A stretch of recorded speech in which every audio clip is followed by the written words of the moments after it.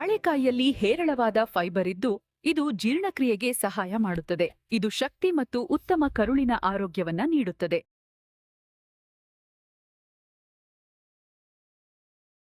ಹರಿ ಓಂ ನಮಸ್ಕಾರ. ನಾನು ನಿಮ್ಮ ಸಂಧ್ಯಾ ಭಟ್. ಇವತ್ತು 2 ಬಾಳೆಕಾಯಿಗಳನ್ನು ಉಪಯೋಗಿಸಿ ನಾನು ಒಂದು ಪುಡಿಯನ್ನು ಮಾಡ್ತಾ ಇದ್ದೀನಿ. ಅದಕ್ಕೆ ಮೊದಲು ನಾವು ಸಿಪ್ಪೆಯನ್ನು ತಗೊಳ್ಬೇಕಾಗುತ್ತೆ. ಈ ರೀತಿಯಾಗಿ ಸಿಪ್ಪೆಯನ್ನು ತಗೊಂಡ್ಬಿಡೋಣ. ಇದನ್ನು ತೆಗೆದು ಕಟ್ ಮಾಡಿ ನೀರಲ್ಲಿ ನೆನೆಸ್ಕೋಬೇಕು.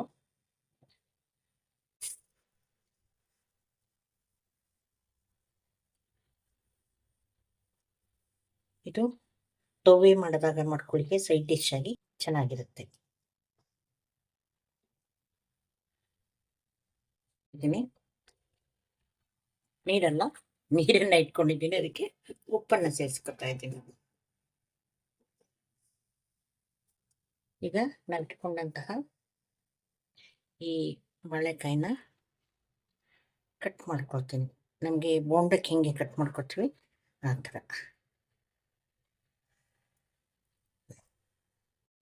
ತುಂಬ ಅಂದರೆ ತುಂಬ ತೆಳು ಇರಬಾರ್ದು. ದಪ್ಪ ಇರೋ ಹಾಗೆ ಅದನ್ನು ಕಟ್ ಮಾಡ್ಕೊಳ್ಳೋಣ. ನೀರಿಗೆ ಹಾಕಿ ಇಟ್ಕೋಬೇಕು, ಯಾಕಂದರೆ ಇಲ್ಲ ಅಂದರೆ ಕಪ್ಪಾಗ್ಬಿಡುತ್ತೆ. ಒಂದು ಊಟದಲ್ಲಿ ನಾವು ಪಲ್ಯ ಮಾಡೋಕ್ಕಿಂತ ಈ ಥರ ಏನಾದ್ರು ಒಂದು ಮಾಡ್ಕೊಂಡಾಗ ಒಂದು ವೆರೈಟಿನೂ ಸಿಗುತ್ತೆ, ಹಾಗೆ ರುಚಿಗಳನ್ನು ನೋಡಿದ ಹಾಗೆ ಆಗುತ್ತೆ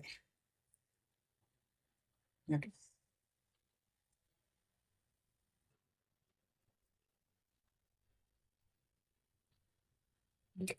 ಕಟ್ ಆಗಿರೋದು ಇದನ್ನು ನೀರಿಗೆ ಹಾಕ್ಕೊಂಡ್ಬಿಡ್ತೀನಿ. ಹಾಗೆ ಇದನ್ನು ಕಟ್ ಮಾಡ್ಕೊಳ್ತೀನಿ. ಇನ್ನೊಂದು ಬಾಳೆಕಾಯಿನೂ ಕೂಡ ಹಾಗೆ ಕಟ್ ಮಾಡ್ಕೊತೀನಿ.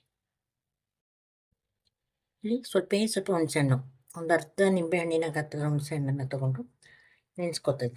ಸ್ವಲ್ಪ ನೀರನ್ನು ಹಾಕ್ಕೊಂಡು ಇದಕ್ಕೆ ನೆನೆಸ್ಕೊಂಡು ರಸ ತಕ್ಕೋತೀನಿ. ಹುಣಸೆಹಣ್ಣಿನ ರಸವನ್ನು ಸುಮಾರು 1.5 ಚಮಚದಷ್ಟು ಖಾರದ ಪುಡಿ ಹಾಕ್ಕೊಂಡಿದ್ದೀನಿ 2 ಬಾಳೆಕಾಯಿಗೆ. ಉಪ್ಪು, ಸ್ವಲ್ಪ ಇಂಗು,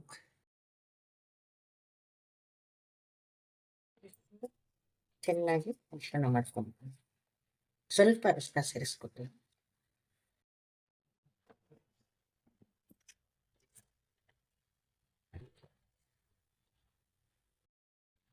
ಸ್ವಲ್ಪ ಅರಿಶಿನ ಹಾಕ್ಕೊಂಡಿದ್ದೀನಿ, ಮಿಶ್ರಣ ಮಾಡ್ಕೊತೀನಿ. ಅದು ಸಣ್ಣ ಚಟ್ನಿ ಥರ ಆಗುತ್ತೆ. ಬಾಳೆಕಾಯಿಗಳನ್ನು ಬಸ್ಕೊಂಡಿದ್ದೀನಿ, ಅದನ್ನು ಇದಕ್ಕೆ ಸೇರಿಸ್ಕೊತೀನಿ.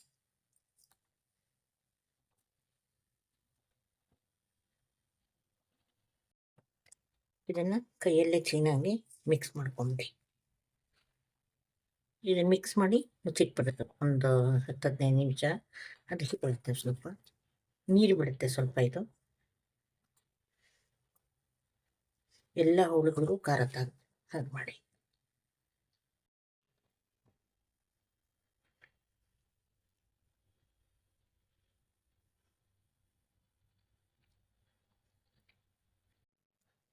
ಇದು ಹೊಂದಿಕೊಂಡು ಅಂಟ್ಕೊಂಡಿರುತ್ತೆ, ಸ್ವಲ್ಪ ಬಿಡಿಸಿ ನೋಡಿ.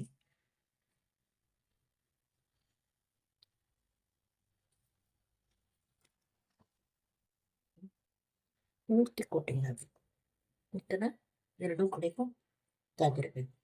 ಇದನ್ನು ಮುಚ್ಚಿಟ್ಬಿಡಿ ನೀಟಾಗಿ.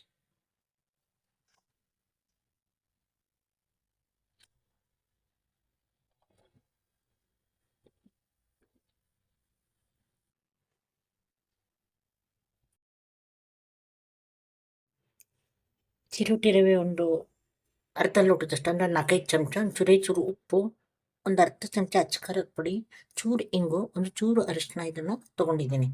ಇದಿಷ್ಟನ್ನು ಸೇರಿಸ್ಕೊಂಡ್ಬಿಡೋದೆ. ಇದು ಡಿಪ್ಪಿಂಗಿಗೋಸ್ಕರ, ನಾವೇನು ಹೋಳನ್ನು ಇದ್ರಲ್ಲಿ ಹತ್ಬಿಟ್ಟು ಬೇಯಿಸ್ಕೊಳ್ಳೋ ಸಲುವಾಗಿ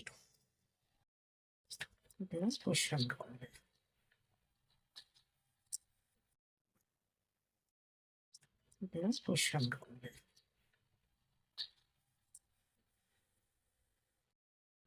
ಇಲ್ಲಿ ನಾವು ಚಿರೋಟಿ ರವೆ ಬದಲು ಅಕ್ಕಿ ಹಿಟ್ಟನ್ನು ಕೂಡ ತೊಗೊಂಡು ಮಾಡ್ಬೋದು. ಹಾಗೆ ನಾವು ಇಲ್ಲಿ ಏನು ಕಲಸಿಟ್ಟಿದ್ವಿ ಖಾರ, ಇದಕ್ಕೆ ಕೆಲವು ಶುಂಠಿ ಬೆಳ್ಳುಳ್ಳಿ ಪೇಸ್ಟು ಗರಂ ಮಸಾಲೆ ಸೇರಿಸ್ಕೊಳ್ತಾರೆ. ಆದರೆ ನನ್ನ ಪ್ರಕಾರ ಇಷ್ಟ ಐಟಮ್ಸ್ನಲ್ಲಿ ಹೆಚ್ಚು ರುಚಿಕರ ಆಗುತ್ತೆ ಇದು ಅಂತ. ಒಮ್ಮೆ ಟ್ರೈ ಮಾಡಿ ನೋಡಿ, ಚೆನ್ನಾಗಾಗತ್ತೆ. ಆದರೆ ವಿಶೇಷವಾಗಿ ಇದಕ್ಕೆ ಸಾಂಬಾರು ಜೊತೆಗಿಂತನೂ ತಿಳಿ ಸಾರು ಜೊತೆ ಒಳ್ಳೆ ಕಾಂಬಿನೇಷನ್. ತಿಳಿ ಸಾರು, ತೊವ್ವೆ, ನೀರು ಸಾರು ಏನು ಮಾಡ್ತೀವಲ್ಲ ಅದಕ್ಕೆ ಭಾಳ ಚೆನ್ನಾಗಿರುತ್ತೆ.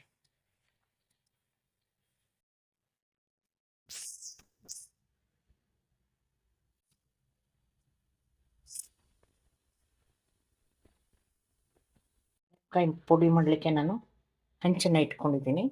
ಇಲ್ಲಿ ಆಗಲೇ ನಾವು ನೆನೆಸಿಟ್ಕೊಂಡಂತಹ ಬಾಳೆಕಾಯಿ, ಇದನ್ನು ಇದರಲ್ಲಿ ಡಿಪ್ ಮಾಡಿ ನಾವು ಬೇಯಿಸುವಂಥದ್ದು.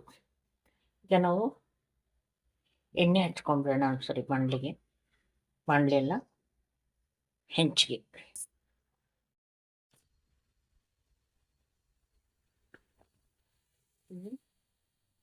ಈ ರೀತಿ ಮಾಡಿ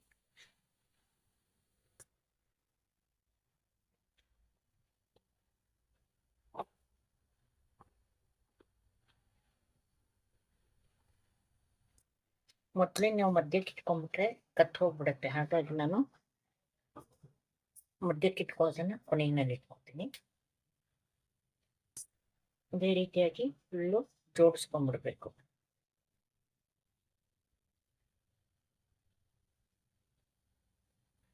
ಕ್ಲೀನಾಗಿ ಡಿಪ್ ಮಾಡ್ಕೊ.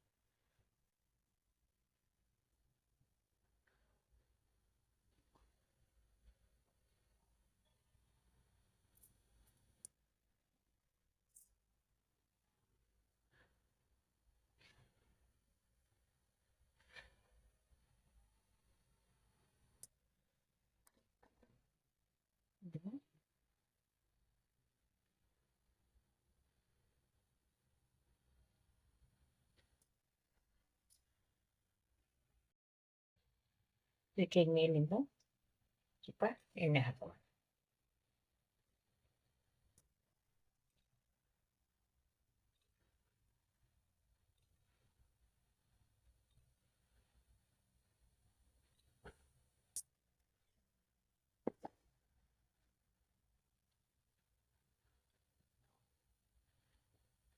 ಇದು ಸ್ವಲ್ಪ ನೀರನ್ನು ಚಿಮುಕಿಸ್ತೀನಿ. ತುಂಬ ಅಲ್ಲ, ಸ್ವಲ್ಪ ಮಾತ್ರ.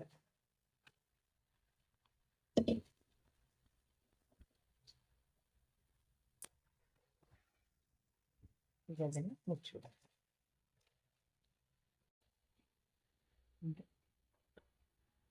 ಬೇಯ್ತಾ ಇದೆ.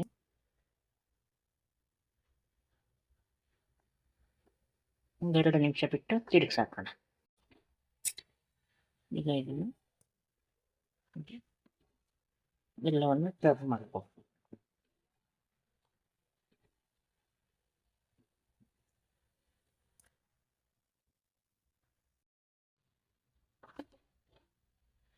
ಅದಕ್ಕೆ ಸ್ವಲ್ಪ ಮತ್ತೊಂದು ಎಣ್ಣೆ,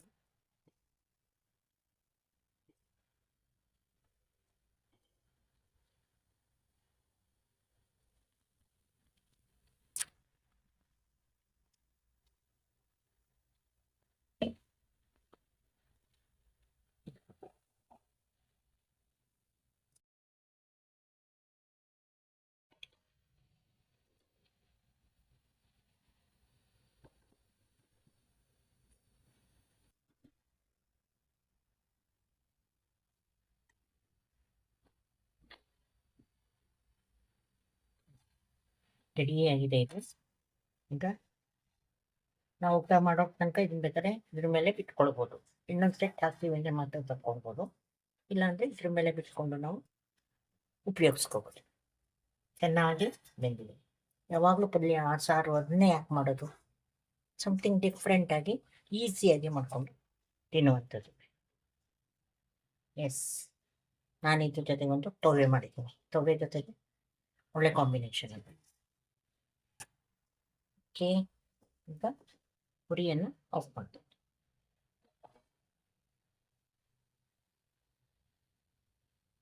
ನಿಮ್ಗೆ ಇಷ್ಟ ಆದರೆ ಮಾಡಿ ನೋಡಿ. ಟೇಸ್ಟ್ ಚೆನ್ನಾಗಿದ್ದರೆ ಇನ್ನೊಬ್ರಿಗೂ ಹೇಳ್ಕೊಡಿ, ಶೇರ್ ಮಾಡಿ, ನನ್ನ ಚಾನಲ್ನ ಸಬ್ಸ್ಕ್ರೈಬ್ ಮಾಡಿ. ಮತ್ತೊಂದು ರುಚಿ ಜೊತೆ ಮತ್ತೊಂದು ಸರಿ ಬರ್ತೀನಿ ನಾನು. ಓಕೆನಾ? ನಮಸ್ಕಾರ.